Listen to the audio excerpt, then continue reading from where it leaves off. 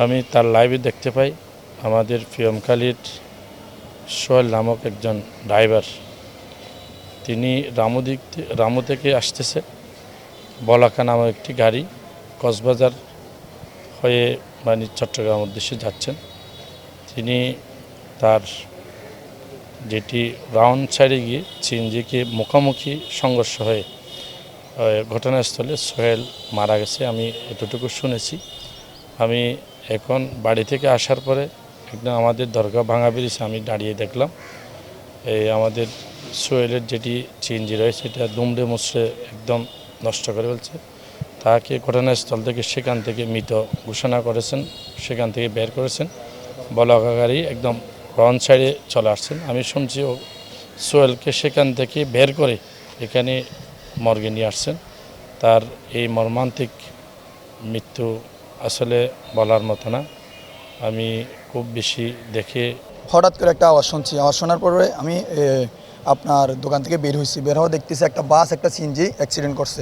Accident করার পর তাড়াহুড়া করে অনেকে বাস ড্রাইভারকে মারার জন্য যাচ্ছে। তখন আমি তাড়াহুড়া করে দৌড়ে গিয়ে সিএনজির ওইখানে গিয়ে টেনে মনে করছে অনেক যাত্রী আছে, দেখতেছি কোনো যাত্রী নেই, ড্রাইভার আছে। ড্রাইভারকে বের করছে অনেক কষ্ট করে, 10-12 জন টেনে বের করছে। বের করার পর মাত্র আবার সিএনজিতে উঠে আরেকটা সিএনজিতে উঠে সদর হাসপাতালে নিয়ে আসছি। ওনার হাত ভেঙে গেছে, পা ভেঙে গেছে, মগজ বের হয়ে গেছে, ওনার চোখ একটা একদম চোখ নষ্ট হয়ে গেছে।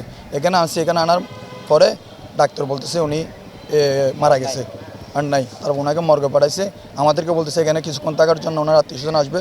তো আত্মীয়স্বজন আসার জন্য আমরা অপেক্ষা করছি। এখন ওনার নাম মারছে এই পর্যন্ত আর কি। ওনার আত্মীয়স্বজন আসছে। ওটা না করছে বাংলা বাজারের পাশাপাশি আর কি, পাশাপাশি একটা যেটা মুক্তারকোল বলে, পূর্ব মুক্তারকোল, ওইখানে। হ্যাঁ, ওনার আম্মু আসছে। ওনার বাড়ি হলো আপনার পিএমখালী একটা এলাকার, মাছহালি নাকি একটা এলাকার। আপনার ধরেন 3টার দিকে হবে, আর এটা 3টার দিকে হবে। আমরা টাইমটা দেখি নাই, আর এটা 3টার দিকে হবে। কি গাড়িটা সেটা আমরা দেখি নাই। আমরা ওই যে যখন বাইকে যখন ওই অবস্থা যখন খারাপ দেখা যাচ্ছে, বাইকে উদ্ধার করে আমরা এখানে হাসপাতালে নিয়ে আসছি। গাড়ি সিএনজি এটা, আর ওইটা কি বাস সেটা এখানে গিয়ে দেখতে হবে। আমরা কারণ ওইটা নিয়ে যখন তাড়াহুড়া হয়েছিলাম গাড়িটা নামগুলো দেখি নাই।